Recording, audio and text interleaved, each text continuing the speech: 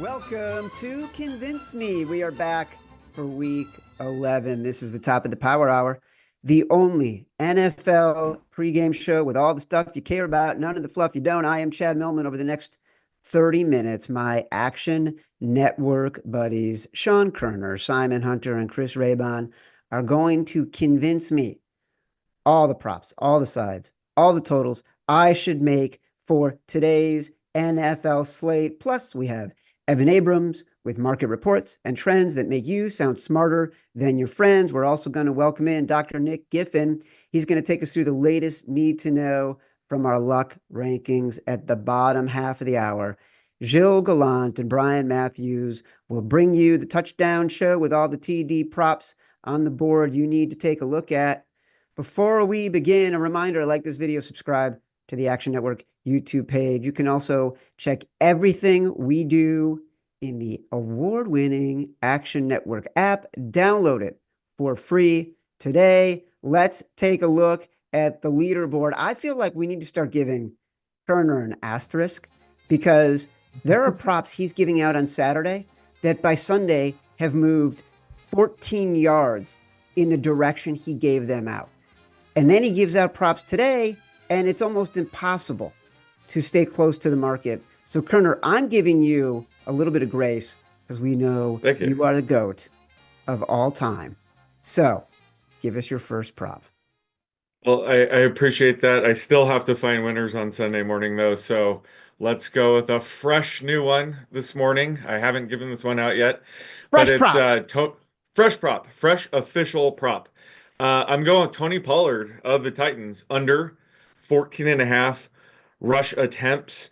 He operated as the true workhorse back when Tajay Spears was out weeks 7 through 9. And he managed to pick up a foot injury he's still dealing with, a couple other ones along the way. So before last week, head coach Brian Callahan had mentioned he wanted to reduce Pollard's workload now that Spears is back in the lineup. And that's what happened last week. They essentially split snaps right in the middle. This week Pollard was still limited at practice with his foot injury. So I'm expecting, a similar split today. And this is a matchup against the Vikings. I'm not expecting that many total rush attempts to go around anyway.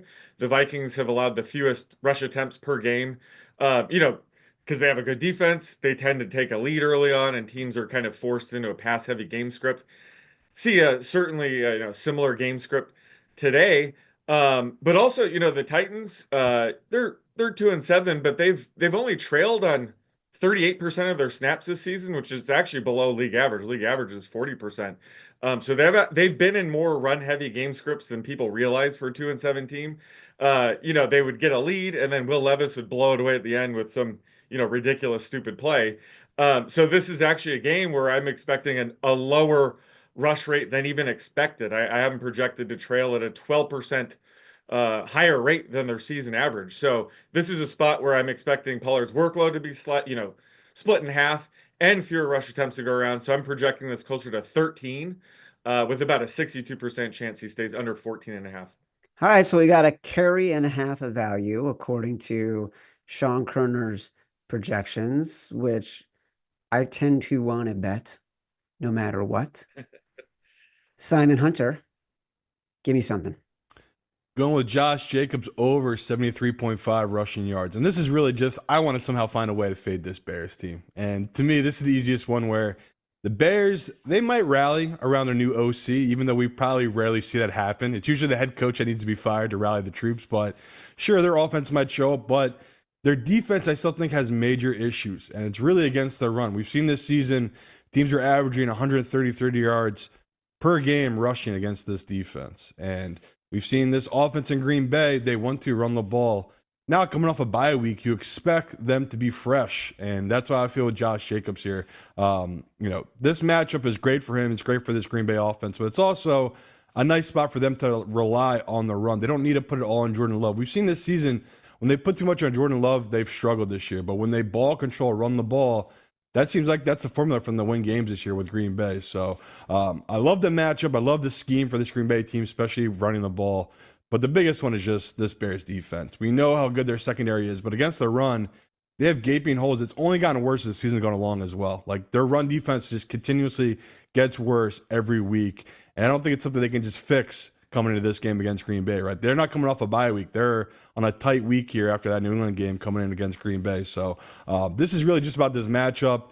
This feels low for Josh Jacobs. I have this at 80 yards. So the fact that I'm getting 6.5 free yards here feels like a nice value on this match. So yeah, give me the Josh Jacobs over rushing yards prop.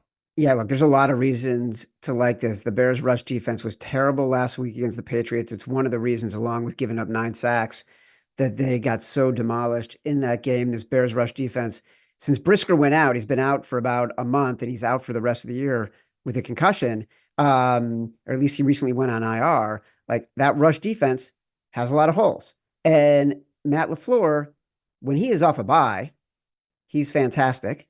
When teams that are favorites on the road are off a bye and they're favored by 5.5 or more, they're covering at a 70% clip in recent years. This is a good spot for the Packers. What I love about this is it speaks to the scheme. As you noted, the Packers have been really good this year when they scheme to the running game. We saw it against the Titans when Malik Willis was playing instead of Jordan Love. We've seen them commit to the run with Matt LaFleur and what he has decided to plan for this team. Like it a lot, Simon. If you're looking for a way in this Bears game, the line feels trappy, even though the trends say you should probably take the Packers. I like this way in. Raybon, give me something gross. Give me someone I haven't heard of. Last week, I went with some guy in the Colts I had never heard of. And the whole time I'm checking the Action Network app, 0 yards. 0 yards. I don't even know if the guy got a snap last week. So let's see what we can get this week. He got a rushing attempt, but yeah, unfortunately, we didn't get receiving yards. But little Jordan Humphrey this week, under 22.5 receiving yards. This is an Atlanta Falcons defense that plays the 4th most zone coverage in the league. And little Jordan Humphrey, he's more targeted versus man coverage, 21.2% of the time against man, but just 15.5% when he's facing zone coverage. And he plays mostly in a slot. And the Broncos have a young slot receiver, a rookie named Davon Vele, who's starting to break out. So I think Humphrey's snaps could decrease a little bit. And he's only got a 6.5 yard average depth of target. So he's had a couple of big yardage games like earlier in the season, but mostly it was just kind of fluky yards after catch stuff. Over his last 5 games, he's averaging just 15 yards. He's been under this number in 5 of his last 7 games. And I think the Broncos are actually a little bit underrated in the market today. So they actually might have more positive game script, fewer pass attempts than the market's giving them credit for right now. So little Jordan Humphrey under 22.5 yards. Lil Jordan Humphrey. I love when announcers say his name because the Lil is such an important part of it. Gosh, this is a tough one. I think I'm going with Josh Jacobs and the over 73.5. I'm looking for a way into this Bears game. The way I see it, the Packers will be running the ball. Matt LaFleur knows that's what his strength is. Jordan Love tied for the league lead in interceptions this year with 10. He's been playing injured between the groin, between the knee. It's a good chance to take advantage of the weakness of this Bears team. Let's go with Josh Jacobs over 73.5 rushing yards. All right, let's get into some sides. Sean Koerner, you're up first. All right, I'm going to go with the Browns. Looks like it's up to -1.5 now, but I still like it. The Saints are coming off a 3-point win last week over the Falcons after finally firing head coach Dennis Allen. And typically we do see teams perform well, the game right after the head coach gets fired, but then they typically come back down to earth the next week. And the Saints are a team that still have, a handful of issues. Their wide receiver depth has been decimated. Both Rashid Shaheed and Chris Olave are on IR. And MVS stepped up with a big game last week, but he's still a pretty one-dimensional deep threat. So would imagine the Browns, won't let him catch him off guard here like he did the Falcons last week.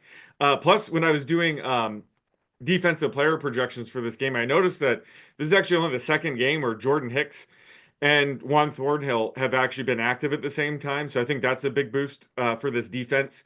And I bet they keep the Saints offense in check here. And on the other side, the Browns offensive line have been dealing with injuries all season. They're still without Jedrick Wills here, but they got back Jack Conklin and Wyatt Teller a couple games ago. So this is still the best the offensive line has been all season.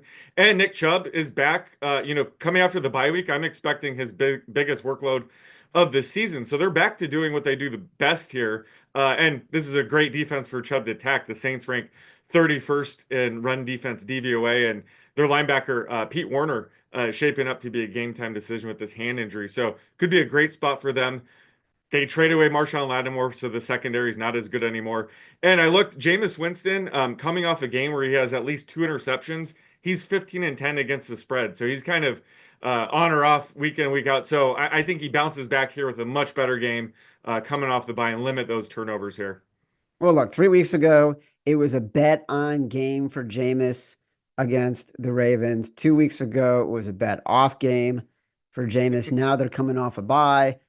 Could be Jameis time in a revenge spot against the team that vanquished him after he went rogue, giving Jamal Williams a touchdown at the end of the game in the last game of the year last year. Simon, what do you got, Simon? Chad, going Steelers +3. I was hoping we would get the 3.5 now that Kyle Hamilton's been cleared and he's good to go for this game. Does not appear so. Doesn't matter. Still holding at 3. That's what we'll take here. And this is really about not just the matchup, but we know these trends in this game, Chad. We know our guy Evan gave us some amazing trends for this matchup, and it's just the type of trends you just can't ignore. These are long-term winners. This is a game that you shouldn't overthink. You should just take the dog for good reason. It doesn't matter if this was 2008 or right now. This is just a game between two teams that just play ugly battle defense, and it doesn't matter if it's the MVP Lamar going against Duck Hodges. Somehow the dog finds a way to cover in this game. So this year we have Russell Wilson, who I think is a huge upgrade for this Pittsburgh offense, especially when you think that's how you have to attack this Ravens team, right? In the secondary, through the air.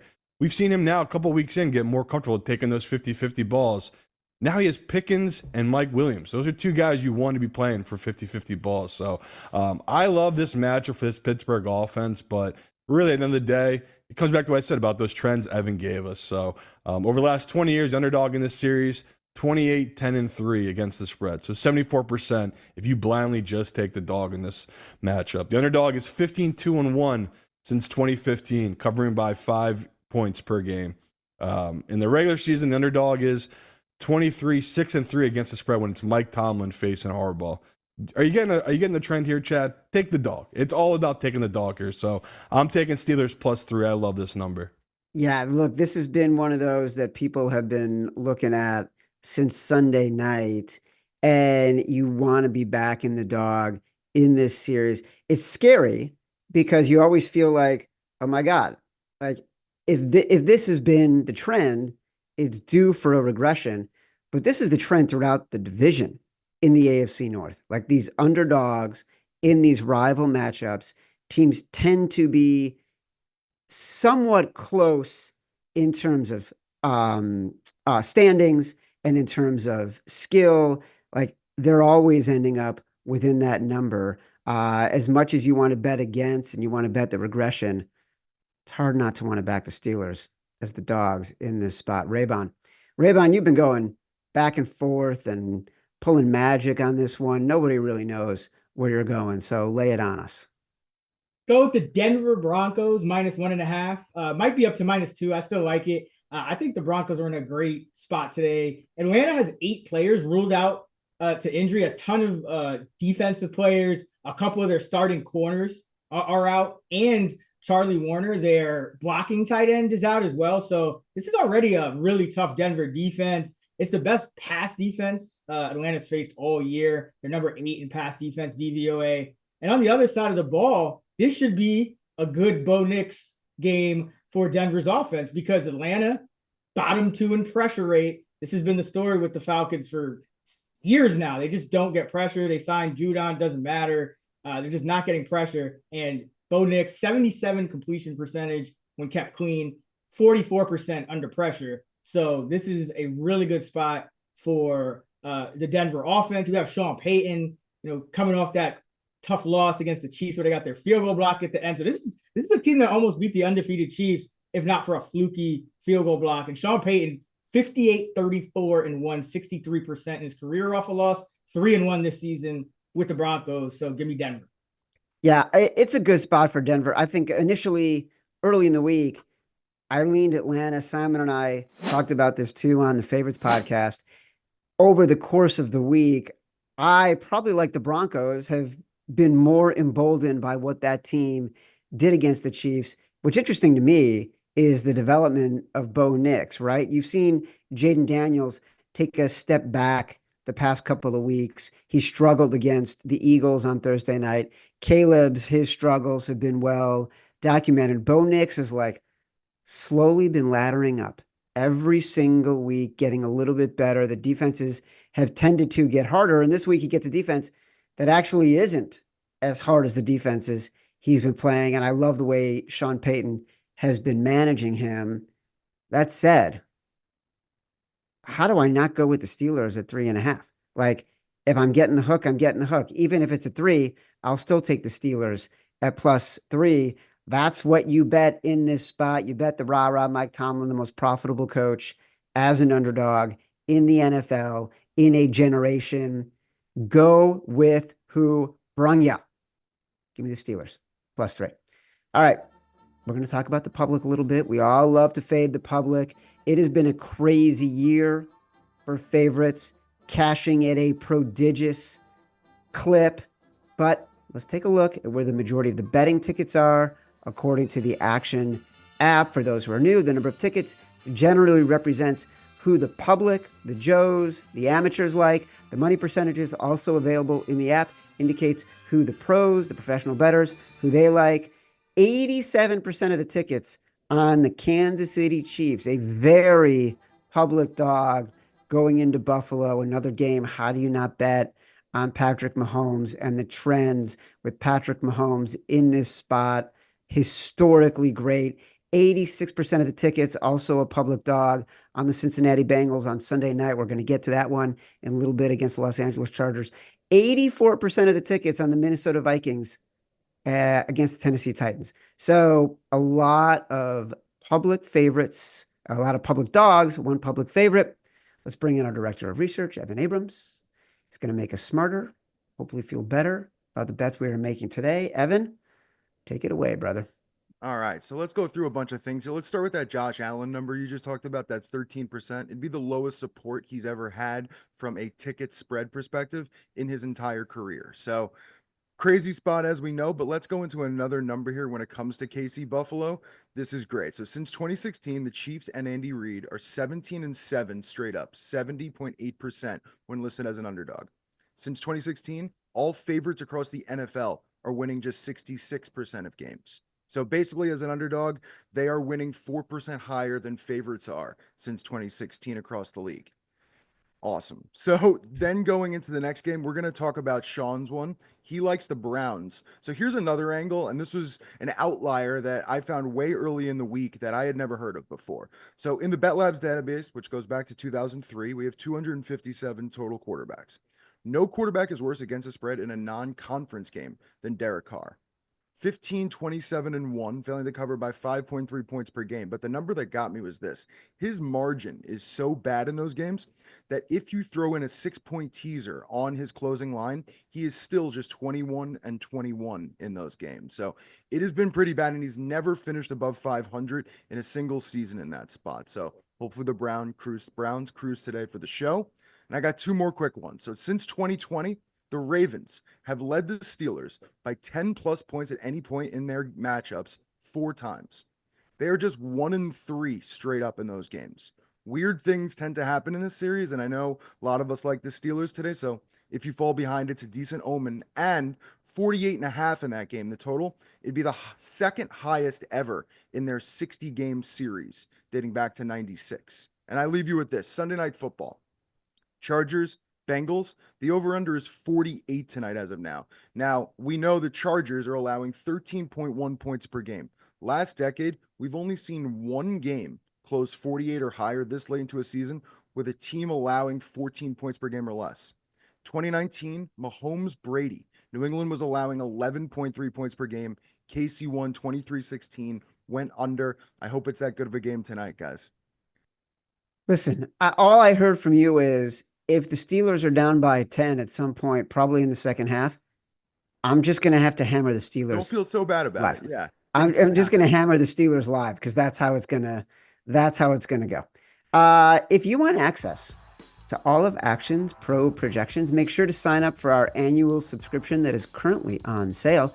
Access includes exclusive player props from Sean Koerner and other members of the Action Analytics team, like Dr. Nick. Plus, Pro just keeps getting better. You'll now get access to Sean Koerner's anytime touchdown projections. To sign up, visit actionnetwork.com/pro today. Use code POWER20 at sign up. One more time, that's POWER20 at sign up for $20 off. It's time to get to some totals. Sean Koerner, fire away. All right, I'm going to go with this Falcons Broncos under. Looks like it's up to 45 in some spots now, so we'll go with that. But this is a game I projected closer to 43, and notice that, you know, a ton of the action's been on the over 70% of the action. So liked it even more knowing that we're fading the public here. But I think the key here is for this really good Broncos D to just keep the Falcons offense in check enough to prevent a shootout here. And I think that's going to happen. I think this is a good matchup for the Broncos defense. You know, they have an excellent secondary that should be able to help slow down, you know, Drake London and Darnell Mooney on the outside, who are having, you know, fantastic seasons. The Broncos also blitz at the highest rate in the league, and Kirk Cousins' production has taken a hit against the blitz this year. His EPA per dropback goes from 8th to 19th when facing the blitz. I think part of that is just his lack of mobility really limits his options that he has when teams blitz. You know, plus the Falcons, they tend to run outside the tackles at one of the highest rates in the league, and that's where this Broncos run defense actually excels. They rank 4th against outside runs. So again, this is the matchup that plays well into the Broncos' defensive strengths. And on the other side, you know, Denver's turning to this rookie running back, Audric Estime, who's looked great, and he brings them more of a power run heavy, you know, scheme. And you know, as Raybon mentioned, he's down on little Jordan Humphrey, so I'm not sure where Denver's offense is going to come from without him today. I'm only half kidding, but I see this being more of a low-scoring game like last week against the Chiefs. So expecting a similar type of game here, and plus Nick Giffen, Dr. Nick, coming up later. He's been looking at some early down success rate metrics, and he flagged this game as potentially having some more third and longs than both teams have seen all season. So another reason to like the under here. All right. Well, we're still looking for ways into that game. I mean, I don't know how we can disrespect little Jordan. Simon, give me your total. Chad, can I go 3 for 3 with you picking my plays here? So I did cheat a little bit. I knew that Chad's a sucker for ref stats, so I threw one in here. I'm taking the Chiefs Bills under 46. And it isn't just because of this ref crew, but we always talk about it. Refs do dictate a lot of these totals. And this is one where we have a ref crew that's number 1 in calling illegal formations and number 2 in calling false starts.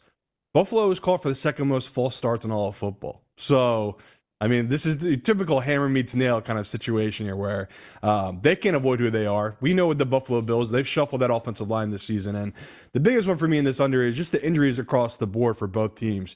People still view this as the Bills and the Chiefs from 2020. These teams are totally redone offensively what they are from those years. And I get why the money's come into the over, but I just think they're overrating what these offenses used to be, where now these quarterbacks are kind of in a new era where they really want to run the ball first, these offenses. And we've seen that now, not just because of all the injuries, but it's kind of protecting these quarterbacks from themselves. We've seen Josh Allen, especially his last couple of weeks, be turnover happy. Mahomes has been turnover happy all season. And I think that both offenses want to protect the ball, especially in this type of matchup where, to me, it's the defenses that are going to win this game. Like, it's going to come down to whoever is the final possession, especially when it's Mahomes and versus Josh Allen. But this number was at 48.5 when it opened this week, Chad. We got some news about the injuries, right? Kincaid's out for this Buffalo team. And, you know, this number slowly come down. And then we got a report there might be bad weather in this game. Now it's all the way down to 46. I'd grab that now. If this keeps going down across the key number of 46, I wouldn't want to miss that. To me, shop around. There's still some 46.5s out there. Get that key number before it moves down, because I think we do see some bad weather in this matchup. I mean, that game is going to be so much freaking fun. I cannot wait to watch that game.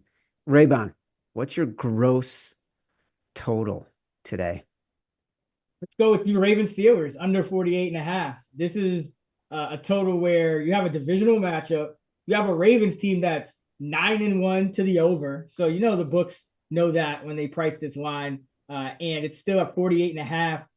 Clay Martin is the referee here, number 1 in offensive holding calls on the year. And both of these teams are top 10 in being penalized for offensive holding. Baltimore is actually the second most penalized team for holding. So if you want to know how those Steelers might cover that number, that's one of the ways. And this is, when you have a divisional game like this, you tend to see the under hit at a 60% clip late in the season, going back over the past 2 decades. This series, Baltimore, Pittsburgh, the unders are 9-3 in the last 12, 6-0 in the last 6. And this Steeler defense always plays well against Lamar. They're holding him to under 20 points per game in the 4 matchups they've seen him. So give me this Ravens Steelers under 48.5. Yeah, I love it. I love it that it's still over 48. I mean, to me, that's really important. Being over that number, getting that hook. I love a physical game today, a little bit of regression for the Ravens offensively against a division rival. Taking the Steelers, going with Raybon, under 48.5. We're going to get into some Dr. Nick now. We brought him up a few times because my favorite stat in the Action Network universe is our luck ranking. He's taking all the noise out of randomness to give us a more accurate picture of a team's performance. Those who want to check it out, go to the Action Network app, check it out, actionnetwork.com. We have one luck matchup this week, a huge luck gap of 27 between the Jaguars and the Lions. Right now, that number is about 13.5. It's been bouncing around a little bit, never quite cracking over 14. Dr. Nick, luck rankings 18-12 on this show. What do you got? Yeah, Chad. So we're going to go to that game. And look, I know you and Simon took the Lions minus 13. Totally fine with that because yes, I love the Lions here. I'm defying the luck rankings. So here's just a little hedge to take the luck side of this. It's just a small hedge. We're going to make an SGP here between the Jacksonville Jaguars and the Detroit Lions. Since the Jaguars are the unlucky team, if they somehow do cover, Chad, you can still, small SGP. It is going to be Jags to cover. We're going to take the under 47.5. That gets us that key number of 47 there. And we're going to take Amon-Ra St. Brown to have at least 6 receptions. And the angle here is if the Jags cover, Chad, it's likely going to be because their defense steps up and limits Jared Goff. And that's because of the same thing we talked about last week. The Jags have shifted away from man coverage to more zone coverage, to more too high safety. And just like it hurt Sam Darnold, it also hurts Jared Goff's efficiency, but it helps Amon-Ra St. Brown's volume. He actually has a 13% target share increase against both too high safeties and against zone coverage versus man coverage. So we could see a lot of Amon-Ra short passes over the middle. Jaguars don't let him bust it, and it runs clock. So I think as the hedge to your Lions minus 13, take that little SGP. Okay, I don't mind that. I'll take a little piece of that. I'll invest in both sides here. What's your number 2? All right, second bet. We have to shop this one around. There are a couple books that still have Derek Carr over 29.5 pass attempts. Most places are at 30.5. I'm fine with that because if the Cleveland Browns do cover, I think he sails over this. Cleveland has been very unlucky with Jameis Winston at the quarterback. So far in his 2 starts, they've scored 39 points, but they've had nearly 51 expected points. That's 12 difference over 2 games or 6 per game. And the Saints were very lucky last week versus the Atlanta Falcons, right? We saw the Falcons kicker miss a few field goals, and some of those field goals could have been touchdowns. So definitely a luck spot here for the Cleveland Browns to cover. And if they're covering, they're winning based off the current line. And if they're winning, they're likely leading in the second half. And what happens here? Well, the Saints throw 34% more when they are trailing than when they are leading in the second half. That 34% difference is the 3rd highest in the NFL. So the Saints really fall away from the run and toward the pass. And also, their opponent, the Cleveland Browns, have the 2nd fastest pace in the NFL while leading in the second half. I mean, you could argue that Jameis makes his own bad luck. Yeah. So that one's a little bit scary. I know we're on the Browns. I like the Browns. That line is flipped. I'd still be on the Browns, as Koerner noted. Let's hear your last one. Final one. I'm going to roll with Simon here. We're going to take Kansas City Buffalo, the marquee game here, under 46. Look, I had to really dig for this one, but our expected scores, which power the luck rankings, actually have this as the biggest total differential. Not when we look at luck total, but just versus what the current line is out in the market. Expected scores make this closer to 44 than 46. And if I add every little generous thing I can to pushing this more towards a higher number, recency weighting these numbers or adjusting for injuries and trades. Like if I give a full point to Amari Cooper helping the over, or a full point to DeAndre Hopkins helping the over, QB coverage matchups, or not adjusting any of these adjustments towards the under where it may show undervalue, I can get to 46.5 maybe. So I'm really trying to figure out if I should not be taking this under. And I keep coming back to, yeah, I still like the under here. Also, if we look at the second half, we know about the Chiefs' second half unders, but Buffalo also, both of these teams bleed clock with the lead in the second half. And one of these two teams has to probably be leading in the second half. And both of them also pass less than league average when trailing. So even the trailing team is going to be running the ball more, which will be bleeding clock. All right, so you're rolling with Simon. I'm glad someone is, because it's like he never gets picked. So it's really nice of you to justify Simon's Bills Chiefs under. Thank you, Dr. Nick. Let's get to Sunday Night Football. We talked about the Bengals. Huge public underdog in this game. The line opened at 2.5 a week ago, immediately has been bet down. Got as low as Bengals +1. A little bit of buyback on the Chargers. It's now at 1.5. The total is 47.5. Sean Koerner, you're up first. I'm going to go with the anytime touchdown bet here. Will Disley at +425. He's a tight end I was talking up all week, and he's been trending up ever since he stepped up as the lead tight end for the Chargers since week 6.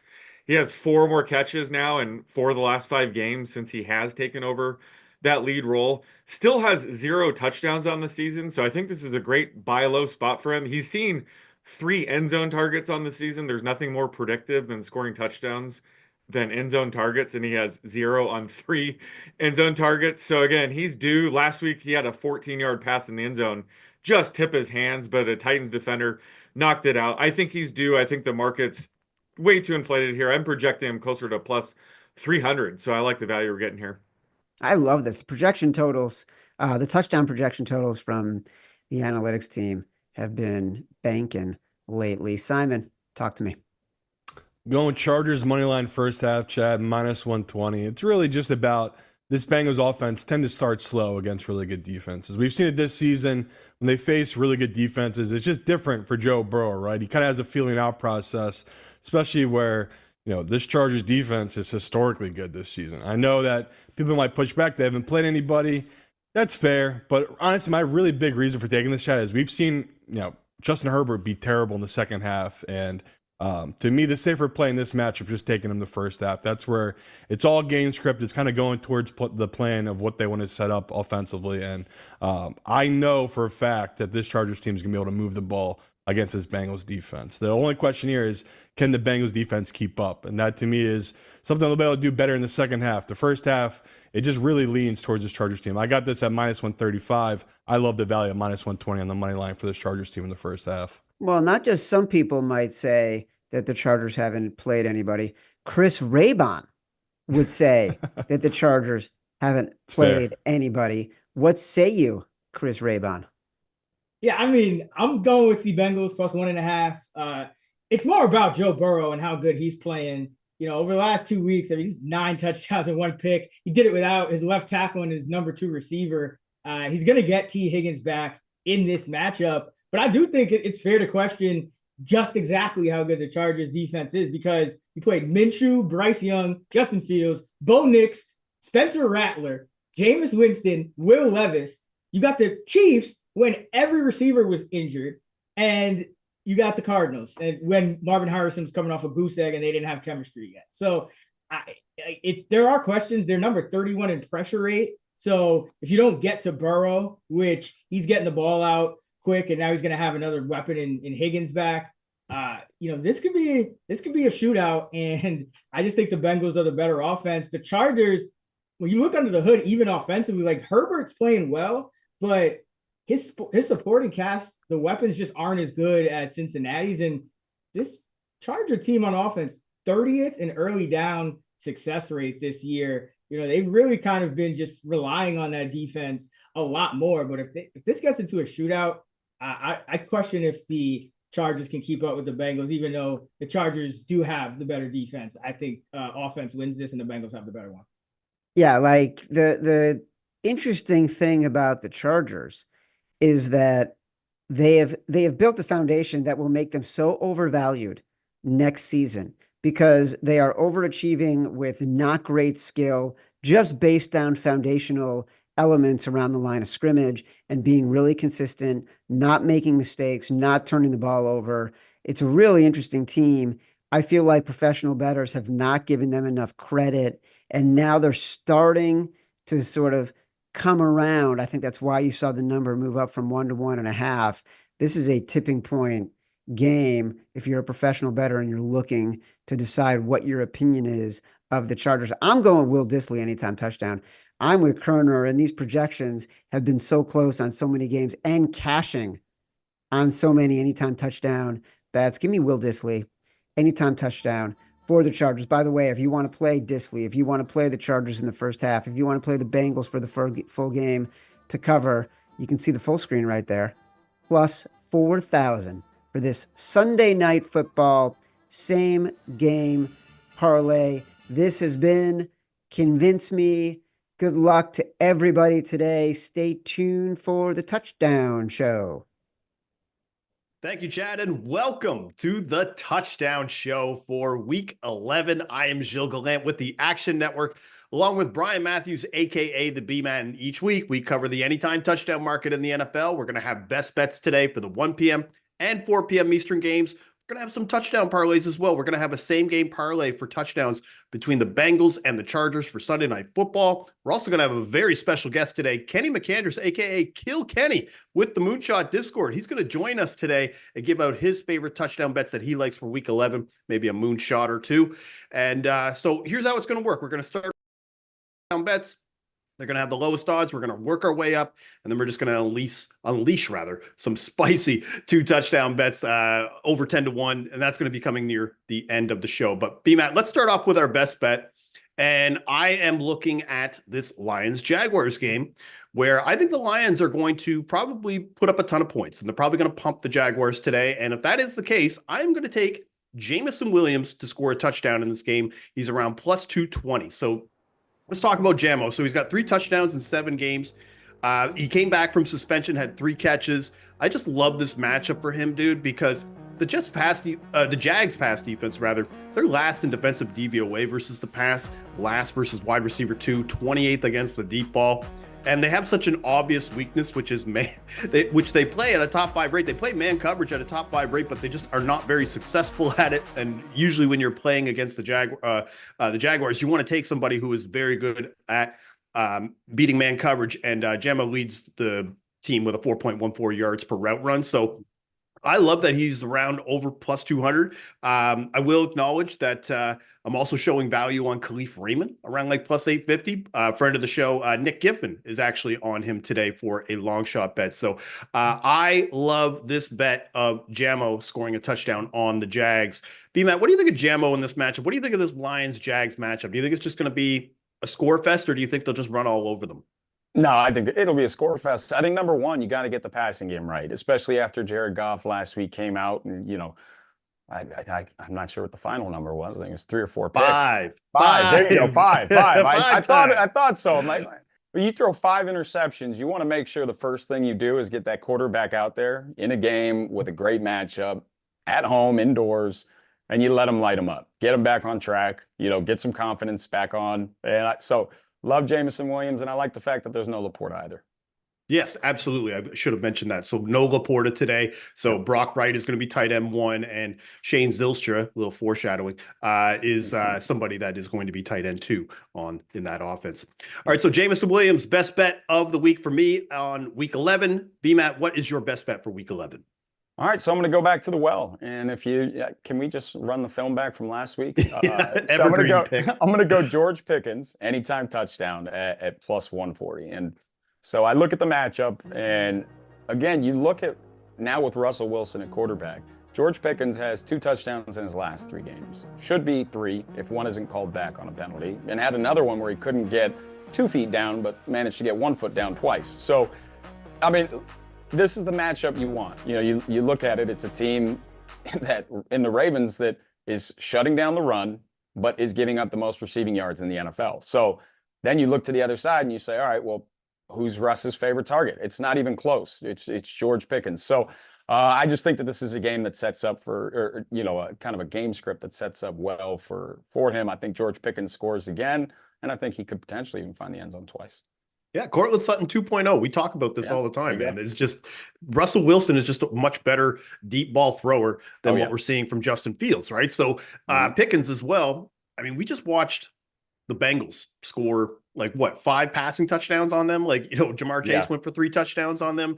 Wide receiver ones have been having their way on that defense pretty much all year. So George Pickens, love this pick. I actually have him on as one of my legs for the 180 challenge this week that we published here on actionnetwork.com. So George Pickens, that is going to be BMAT's best bet for week 11.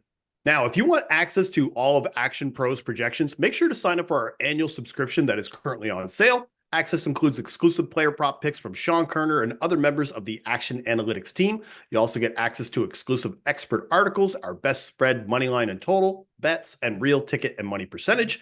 To sign up, visit actionnetwork.com/pro today and use code POWER20 at sign up. One more time, that's POWER20 at sign up for $20 off.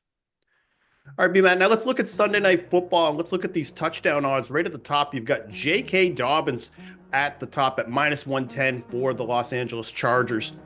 Followed by, we just talked about him, Jamar Chase scored 3 touchdowns on the Ravens last week. He is now at +105 to score a touchdown on the Chargers, followed by Chase Brown and T. Higgins.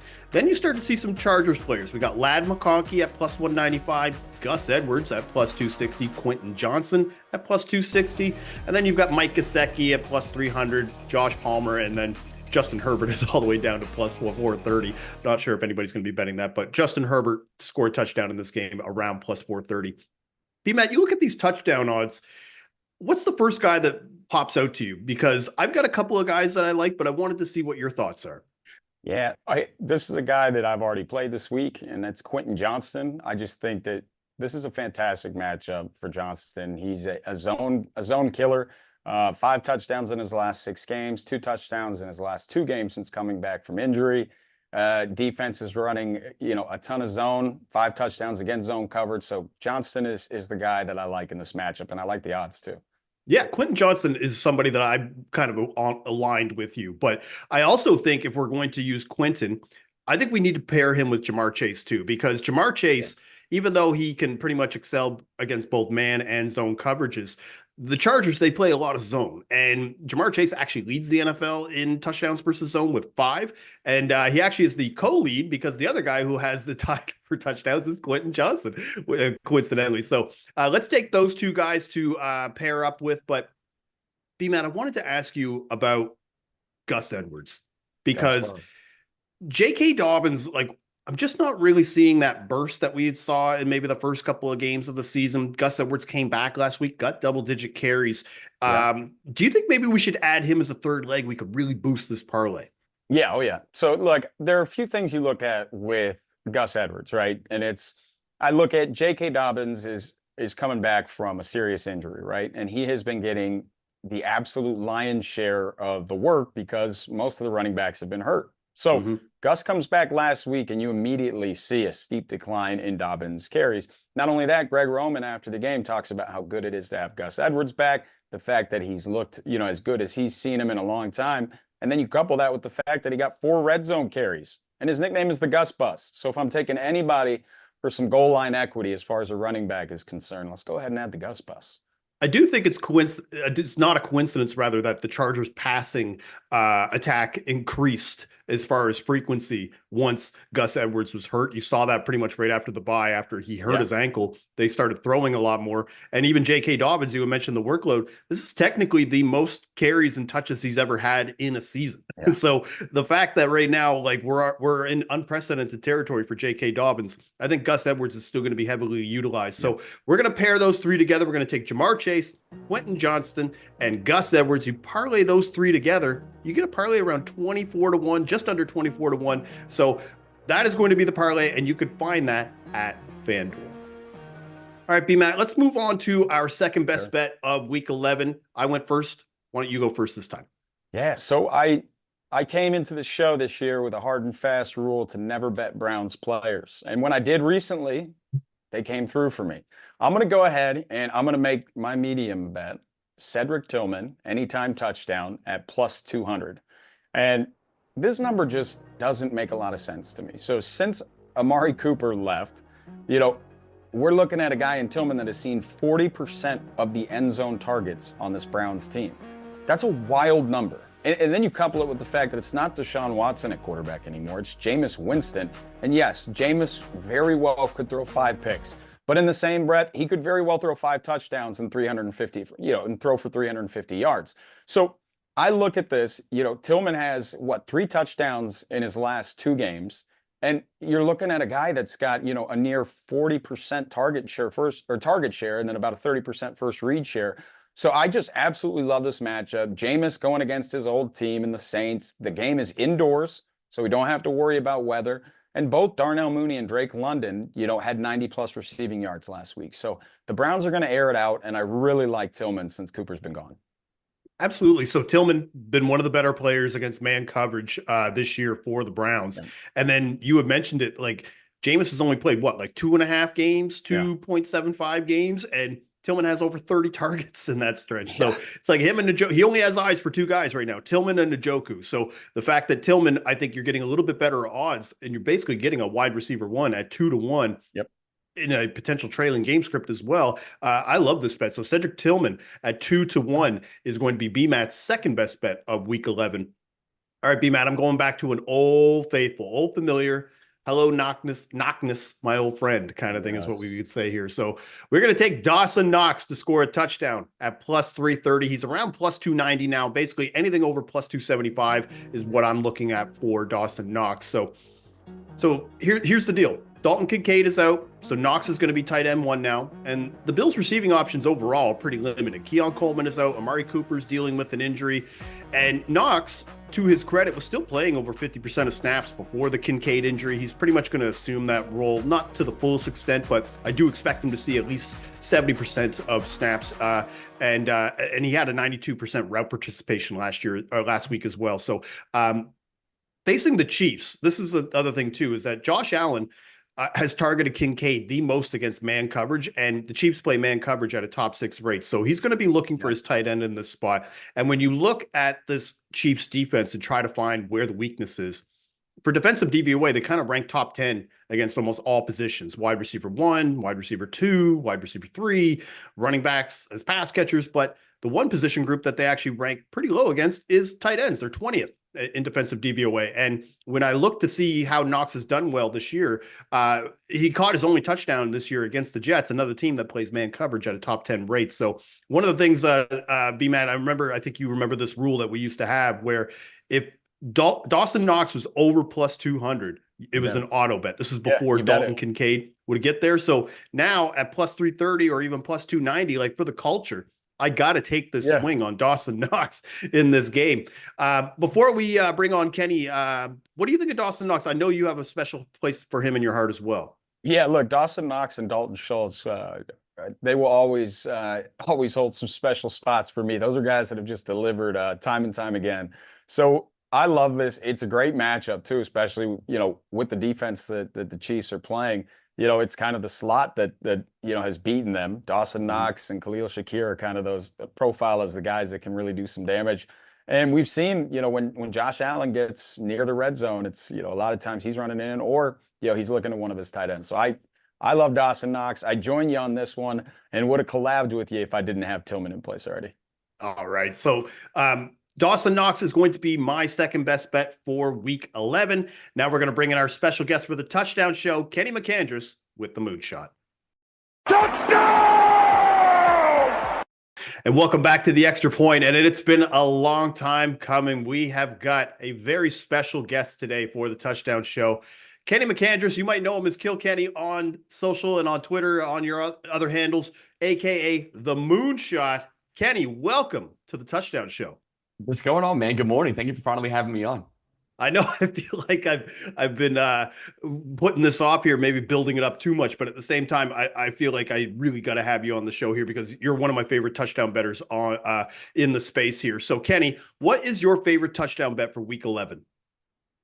So I got a fun one today. So, look, America loves the comeback story, right? I think it's in our nature to want to root for the guy that's down, maybe down and out, and can come back and reshape the image a little bit and do something special. And I think we're getting just a slight dip on someone today with a lot of touchdown upside, with I think a bit of a comeback narrative with that. So give me Anthony Richardson, Indianapolis Colts, right, to run in a touchdown today. Anthony Richardson, anytime touchdown. So if you've been following the Colts this year, Richardson got benched. They put in Flacco. Flacco went in and couldn't stop throwing interceptions. Indianapolis is a total mess right now. And Shane Steichen came out and said Anthony Richardson will be the quarterback for the rest of the season. So barring an injury, he's the guy for the rest of the year. And I just think people forget, like, if you scrap away some of the really ugly games he had this year, last season, he had 4 touchdowns in his first 4 games. I mean, this is a guy that, again, he made a name for himself using his legs. I think if they're going to commit to him for the rest of the season and see what they have here, I think they take the training wheels off. I think they let him run all over this Jets defense today. So I'm going to be nuking Anthony Richardson rushing props as well. But Anthony Richardson rushing touchdown, you can get it as high as, I think, plus 210 on MGM. That's the high. I've never seen him above 2-1 ever for anytime TD whenever he is the starting quarterback. So it feels like a good day to buy the dip. Anthony Richardson, Indianapolis Colts, anytime touchdown. I'm glad you brought that up about the odds, because you're right. Like, his highest odds this year were week 1 against Houston. It was around plus 160. So I'm surprised as well that he's over plus 200, especially playing against this Jets defense. I mean, they just allowed 2 rushing touchdowns to Kyler last week, right? And they're 27th, the defensive DVOA versus the run. Another thing that I'm glad that you brought this up is that I'm a little tired of this Joe Flacco narrative. Like, he was going to save the Colts. He had like 10 interceptions in 7 games last year. Still won comeback player of the year, but still, like, he had 10 interceptions and then he had 5 in 5 games this year. Like, so I was just shocked that the Colts kind of flip-flop here. So would you say, like, this comeback story, would you say that this is like the Charlie Sheen of touchdown bets then maybe? I don't know about the Charlie Sheen of touchdown bets, but look, I just, look, I could see this game going a lot of different ways, right? I mean, we've seen when it's ugly, how ugly this Anthony Richardson-led offense can truly look. But on the flip side, man, you're going against a Jets defense that you've already given the stats have gotten murdered against the run this year. And just overall as a team, like, it feels like this team is dead. Now, I don't know how much more alive the Colts are, but I really do believe if there was a game for Anthony Richardson to come back and get right and, again, make the Colts brass look dumb for benching him for 90-year-old Joe Flacco, I think he's got an extra chip on his shoulder today, and I do think that they let him run wild. So I wouldn't be surprised if he got 2 today. All right, so the Tony Rich Project, Anthony Richardson is going to be Kenny's best bet for week 11. Now, Kenny, before we get you out of here, please tell us, how can we find more of your content and what you've got going on upcoming this week? Please tell us more. Absolutely, man. So both me and my handsome buddy here, BMAT, you can get all of our action in the Moonshot Discord. So just go in my Twitter at KillKenny. There's a Dub Club link in the profile. You can get all our action there today. All right. Can I fire you the 10-second long shot that? Please give me a moonshot, please. Let's go. This is a weird one. All right. This is maybe a bit of a tougher sell, but price is sitting at plus 950. If you want one crazy long shot dart today on a guy that you may have never heard of before, give me Shane Zylstra anytime touchdown plus 950 Detroit Lions. So no Sam Laporta today. So it's going to be Brock Wright is TE1. Shane Zylstra will be TE2. You'd have to be a real degenerate to remember this dude scored 3 touchdowns in a game. I believe it was like December of, I think, 2022. Again, he is far and away a better pass catcher than Brock Wright. Wright will play more snaps, but I think Zylstra has a chance to run maybe just as many routes as him. And they're playing the Jaguars today, who they should absolutely murder. Zylstra, kind of a cool sort of comeback story within the Detroit organization. Got a spot on the team, had a terrible injury. He missed all of last year. He got nicked up in camp this year. Came back to practice squad, and I think the last 2 weeks he has been on the active roster. So the Lions win by 50 today, and Shane Zylstra catches one late. Yeah, Shane Zylstra, the 3 touchdown game was against the Panthers in Christmas Eve on December of 2022. So yeah, he had 3 touchdowns in that game, and is actually, like you said, coming back from a knee injury, and has a brother as well that played in the NFL, Brandon Zylstra. So I remember Zylstra very well from his time playing with the Lions. So that is an awesome moonshot. Shane Zylstra, rather, plus 950, a moonshot from Kenny. Kenny McAndrews, thank you for joining the Touchdown Show, and bon chance. Appreciate it, brother. Touchdown!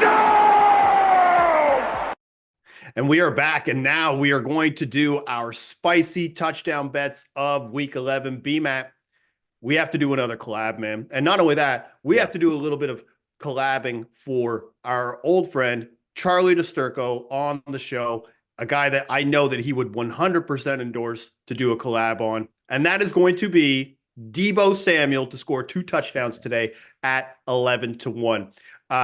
He's playing 43, or pardon me, this has 2 touchdown game written all over for Deebo, B-Matt.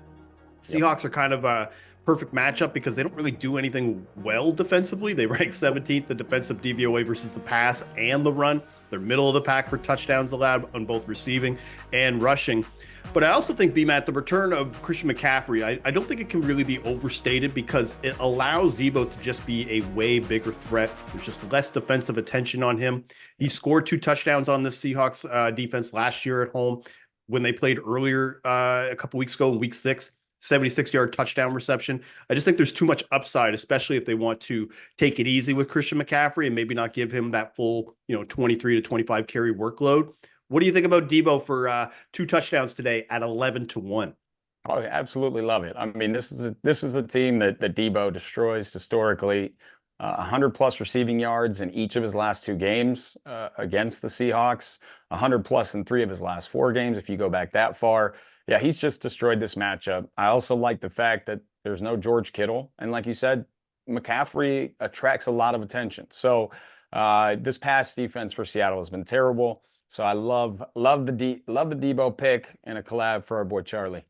Yeah, and Charlie would even agree that probably the way that this would go down is probably a long touchdown catch and then kind of like a jet sweep touchdown for Deebo, which to me, that reeks of a Deebo game of like how it would usually unfold when he scores multiple touchdowns. So that is the Charlie DiSturco special collab for Deebo Samuel, 2 touchdowns. We're each going to put a quarter unit each on that.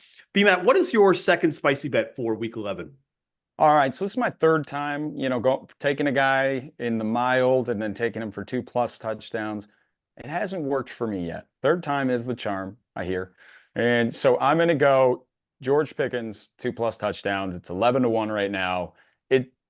Again, this is just a matchup you look at, and I don't see Najee Harris, running wild over this Ravens defense. No. Goodness, if it happens, I'm going to feel bad now. But I just don't see it. And so I just think this is a spot where Russ is going to have to let it go, air it out. And we've seen when he does that, he sure loves to find George Pickens. All right, so Pickens for 2 touchdowns. We're going with the ladder for that. So the Deebo collab, you're going to have also George Pickens for 2 touchdowns. So each of those are at 10-1. You're going to put a quarter unit on each. Yes.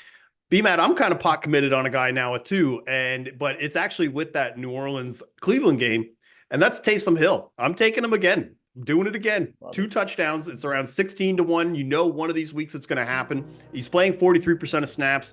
He had a red zone carry last week, 4 targets as well, so he's still pretty involved in this offense. He's averaging just under 5 targets a game, and 3 carries inside the 10 in 2 games since coming back from injury. And the Browns defense, look, they're pretty good, but they're not really scaring anybody, especially from the defensive side on stopping the run, because they've allowed 5 rushing touchdowns over the last 3 games. Bijan had 2 touchdowns. Chuba Hubbard had 2 touchdowns on them. I'm also just not convinced that all the red zone carries are going to go to Alvin Kamara. And now with no Kendra Miller, Jamal Williams is out again for the Saints.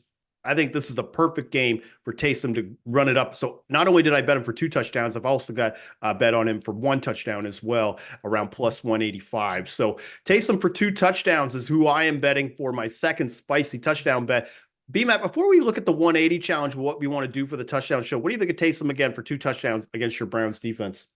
Yeah, I love it. I feel like it's like the Will Ferrell scene where he gets shot with the dart, you know, in the neck of old school. It's like, I feel like my reaction is like, you're crazy, man, but I like you. You know, like I'm gonna bet it with you because it's been 3 weeks now for me, and I know the week I pivot off of it, it's gonna hit. So in Taysom we trust. Well, all I know is that if he doesn't score 2 touchdowns, I'm going to be a lot like Will Ferrell, but I'm going to be like, you got a friggin' dart in your neck, like, you know, that kind of thing. All right, so now let's move on to the 180 challenge. This is something that I do for Action Network where we try to build a anytime touchdown parlay of 18 to 1. We bet around $10 for it. Try to get it to as close as 18 to 1 as possible for the show. And what we'll do is we're going to take our guest pick, that would be Kenny's. Anthony Richardson is going to be the first leg of the 180 challenge. It's around plus 210. B-Matt, you know who I'm going to par with this? I'm going to take Travis Kelce. He's around plus 165, plus 170. He scored 2 touchdowns on this Bills defense in the playoffs. I think he's still going to be heavily involved. And, you know, we see him every week kind of still be a fixture in this passing offense.